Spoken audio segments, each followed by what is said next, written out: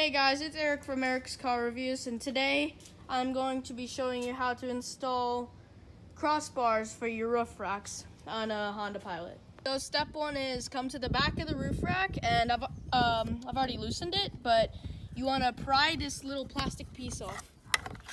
They're like that. If you install the bars, there are little metal clips that you want to put inside, and then there's a screw that we're going to need to screw through, and that'll screw into the chassis. Quick note, just before you install the bars on the actual car, you want to just like hand tighten these bolts just loosely. Step is you want to put the bars into place, and then we need to slide them all the way down the rail. Once you have slid the whole thing in, there are 2 bolts on each side, and then you need to tighten them. And then it should be nice and sturdy. It won't move while you're driving.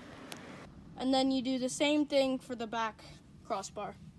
There should be a small screw that you want to screw in on the back, and then there's also one for the other side.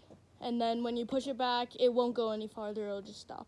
So when you're driving, the crossbar won't fly off.